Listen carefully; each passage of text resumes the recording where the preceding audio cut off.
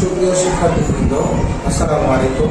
সবাইকে মাহবুব Alam's education platform থেকে শুভেচ্ছা এবং স্বাগতম জানাচ্ছি।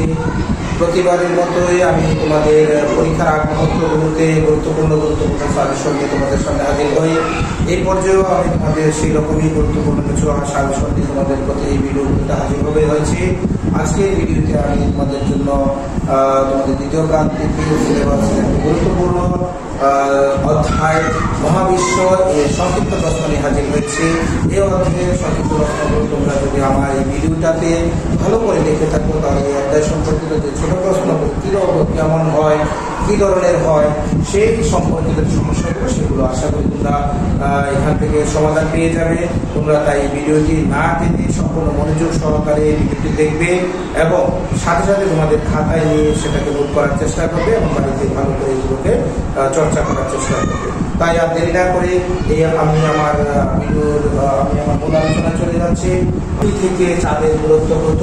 পৃথিবী থেকে চাঁদের দূরত্ব হচ্ছে 3,84,400 কিলোমিটার। আলো 2 নম্বর প্রশ্ন হচ্ছে আলো প্রতি সেকেন্ডে কত বেগে চলে? আলো প্রতি সেকেন্ডে 3 লক্ষ কিলোমিটার চলে। তোমরা ইচ্ছা করে সংখ্যায় দিতে পারো, ইচ্ছা করে এভাবে বানান করে দিতে পারো।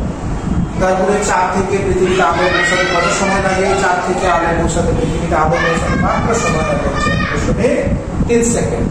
তারপর হচ্ছে পৃথিবী থেকে সূর্যের দূরত্ব কত? পৃথিবী থেকে সূর্যের দূরত্ব প্রায় 15 কোটি কিলোমিটার। এটা তোমরা ইচ্ছা করে এরকম সংখ্যায় দিতে পারো। সূর্য থেকে পৃথিবীতে আলো পৌঁছাতে কত সময় লাগে? সূর্য থেকে পৃথিবীতে আলো পৌঁছাতে 8 মিনিট সময় লাগে। অর্থাৎ সূর্য ওঠার পরে আমরা 8 মিনিট পরে সে আলোটা দেখতে পাই। অর্থাৎ আমাদের পৃথিবীতে আলোটা সূর্যের চারদিকে একবার ঘুরে আসতে পৃথিবীর কত সময় লাগে? সূর্যের চারদিকে একবার ঘুরে আসতে পৃথিবীর সময় লাগে 365 দিন 6 ঘন্টা। নিজ অক্ষে একবার ঘুরে আসতে পৃথিবীর কত সময় লাগে? নিজ অক্ষে একবার ঘুরে আসতে পৃথিবীর সময় লাগে 23 ঘন্টা 56 মিনিট। এটা যদি আমাদের সূর্য চিন্তা করি, এই সূর্যের চারদিকে আমাদের এইটা হচ্ছে একটা পথ, সেই পথে কি করে পৃথিবীটা এই যে চারদিকে ঘুরে আসে সূর্যের চারদিকে, সেই সময় তারা হচ্ছে 365 দিন 6 ঘন্টা। আর পৃথিবীটাও একই সাথে নিজের অক্ষের চারদিকে ঘুরতে থাকে, এই সময়টা লাগে 23 ঘন্টা 56 মিনিট। জ্যোতির্বিজ্ঞান কাকে বলে? জ্যোতির্বিজ্ঞান হচ্ছে মহাকাশ সম্পর্কিত গবেষণাকে বলা হচ্ছে জ্যোতির্বিজ্ঞান।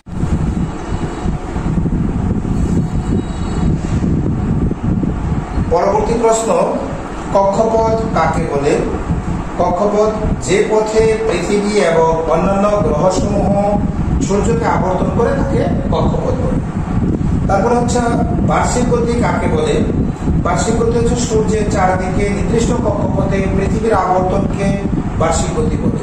আর এই যে পৃথিবী সূর্যের চারদিকে যে আবর্তন করে সেই গতিটা হচ্ছে তার বার্ষিক গতি। আর এই বার্ষিক গতির সময়কাল হচ্ছে 365 দিন 6 ঘন্টা। তারপর হচ্ছে পৃথিবীর অক্ষরেখাটি কিভাবে ছেদ করেছে? পৃথিবীর অক্ষরেখাটি উত্তর এবং দক্ষিণ মেরু বরাবর ছেদ করেছে। উত্তর এবং দক্ষিণ মেরু বরাবর ছেদ করেছে। আমাদের পৃথিবীর হচ্ছে 2টা মেরু আছে, একটা উত্তর মেরু একটা দক্ষিণ মেরু।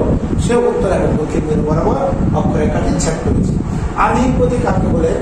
নিজ অক্ষের উপর পৃথিবীর ঘূর্ণায়মান গতিটাই হচ্ছে আহ্নিক গতি। এই যে পৃথিবীটা তার নিজের অক্ষের চারদিকে যে ঘুরে, সেই ঘূর্ণায়মান যে গতিটা, সেই গতিকে বলা হয় আহ্নিক গতি। আর এই নিজ অক্ষের চারদিকে ঘুরে আসতে একবার সময় লাগে হচ্ছে 23 ঘন্টা 56 মিনিট। অর্থাৎ আহ্নিক গতির সময়কাল 23 ঘন্টা 56 মিনিট। অক্ষ কি? অক্ষ হলো কোন বস্তুর কেন্দ্র বরাবর ছেদকারী যে কাল্পনিক রেখা, সেটাকে হচ্ছে অক্ষ বলে। আর সেটা হচ্ছে উত্তর এবং দক্ষিণ মেরু বরাবর পৃথিবীর যে মেরু বরাবর যে কাল্পনিক রেখাটা, সেটাই হচ্ছে পৃথিবীর অক্ষ। পৃথিবীর গতি কয় ধরনের ও কি কি? আমরা অলরেডি 2 ধরনের গতি, পৃথিবীর 2 ধরনের গতি সম্পর্কে আলোচনা করেছি। একটা হচ্ছে আহ্নিক গতি এবং বার্ষিক গতি। দিন ও রাত হওয়ার কারণ কি? আমাদের এই যে দিনের পরে রাত, রাতের পরে দিন, এটা হওয়ার কারণ কি? কারণ হচ্ছে পৃথিবীর আহ্নিক গতির কারণে দিন ও রাত হয়। আহ্নিক গতি অর্থাৎ নিজ অক্ষের উপরে যে ঘূর্ণায়মান গতি, সেই গতির কারণে দিন ও রাত হয়। ঋতুর পরিবর্তন হয় কি? আমরা জানি বছরে 6 বার ঋতুর পরিবর্তন হয়।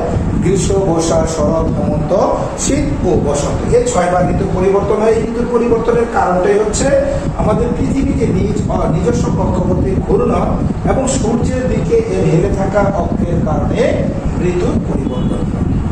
চাঁদের দশা কয়টি? চাঁদ আমরা কখনো দেখি যে চাঁদ মাসের শুরুতে, আরবি মাসের প্রথম শুরুতেই চাঁদের একদম চিকন কাচের মতো থাকে, ধীরে ধীরে এটা বড় হতে থাকে এবং 12-13 দিন পর দেখা যায় সম্পূর্ণ গুণ এবং একদম ঝকঝকা আলো দেখা যায়। আবার ধীরে ধীরে আলো কমতে থাকে, এক সময় এটা আলো আর দেখতে পাওয়া যায়। এই যে চাঁদের অবস্থাটা পরিবর্তন হচ্ছে, এটাই হচ্ছে তার চাঁদের দশা। তাহলে চাঁদের দশা কাকে বলে?